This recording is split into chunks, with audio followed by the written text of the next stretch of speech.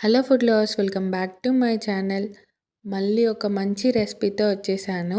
ఇది చూస్తుంటేనే అర్థమైపోతుంది కదా ఏంటి అని.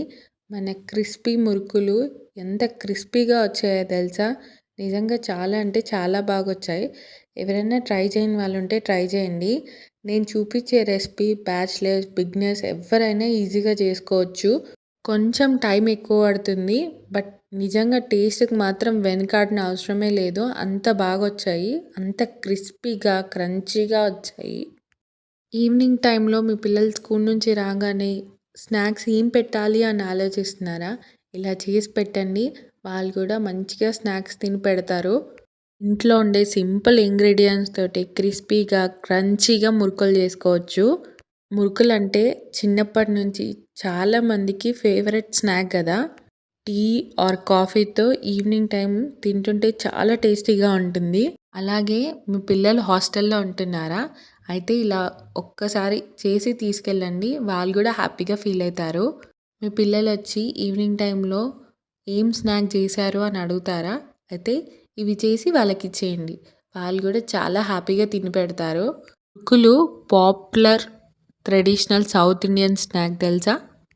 ఇంట్లో ఏదైనా అకేషన్ జరిగినా, లేకపోతే ఫెస్టివల్ జరిగినా మనకు ముందు గుర్తొచ్చేది ఈ మురుకులే అండి. నిజంగా నేను చెప్పడమే కాదు, చాలా క్రిస్పీగా వచ్చాయి. నేను కూడా ఫస్ట్ టైం ట్రై చేశాను. బట్ నిజంగా ఫస్ట్ టైంకి చాలా బాగొచ్చాయి. ఎలా చేసుకోవాలో సింపుల్ ప్రాసెస్‌లో చెప్తాను వినేయండి. ముందుగా ఒక తాంబూలంలో బియ్యం పిండిని తీసుకోండి. బియ్యం పిండి అనేది మురుకులకి మంచిగా క్రిస్పీనెస్ ఇస్తుంది. దానిలో ప్రోటీన్ కూడా మంచిగా యాడ్ అయి ఉంటుంది. పిండిలో ఉప్పు, కారం, పసుపు, కొంచెం వామ యాడ్ చేసుకొని ఒక్కసారి ఇట్లా మిక్స్ చేసుకోండి. ఇప్పుడు ఒక గిన్నె తీసుకొని అందులో ఆయిల్ పోసుకొని కొంచెం హీట్ అయిన తర్వాత ఈ పిండిలో మిక్స్ చేసుకోండి. అలాగే అందులో నువ్వులు కూడా వేసుకొని వాటర్ హీట్ చేసుకొని కొద్ది కొద్దిగా వేసుకుంటూ మంచిగా మిక్స్ చేసుకోండి. ఇందులో మీకు కనిపిస్తుంది కదా, ఇలా పట్టుకుంటే ముద్ద అవ్వాలన్నమాట. ఇప్పుడు పిండిలో కొద్ది కొద్దిగా వాటర్ వేసుకుంటూ మంచిగా మెత్తగా పిండిని కలుపుకోండి. మురుకులో నువ్వులు వేయడం వల్ల ఫ్లేవర్తో పాటు మంచి అరోమాని ఇస్తాయి. ఇప్పుడు మెత్తగా పిండిని కలుపుకున్నారు కదా, అందులో ఉప్పు, కారం ఏమన్నా తక్కువైతే మళ్ళీ ఒకసారి చూసుకొని మళ్ళీ కలుపుకోండి. మీకు ఇందులో చూపిస్తున్నాను కదా మురుకుల పావు, ఉంటే అది తీసుకోండి. లేకపోతే నార్మల్‌గా ఒత్తేదైనా తీసుకోవచ్చు. మీకు ఎలాంటి బిళ్ళలు కావాలో అలాంటి బిళ్ళలు తీసుకొని మురుకుల పావుకి కొంచెం ఆయిల్ అప్లై చేస్తూ పిండిని అందులో పెట్టుకొని కలుపుకోండి. ఇప్పుడు స్టవ్ మీద బాండీ పెట్టుకొని అందులో ఆయిల్ పోసుకొని అది మంచిగా హీట్ అవ్వాలి. బాగా హీట్ అయితేనే మన మురుకులు అనేది క్రిస్పీగా వస్తాయి. అది హీట్ అయ్యే టైంలో మురుకుల పావులో పిండిని పెట్టుకొని ఇందులో చూపిస్తున్నట్టు ఒత్తుకుంటూ మురుకులు వేసుకోండి. ఒకవేళ మీకు వస్తేనేమో డైరెక్ట్ ఆయిల్లోనే వేసుకోండి. లేకపోతేనేమో ఇలా బట్ట పైన వేసాను కదా, అలా కూడా వేసుకోవచ్చు. ఎవరికన్నా రాని వాళ్ళు ఉంటే ఇలా బట్ట పైన ట్రై చేయండి. సింపుల్గా అయిపోతుంది.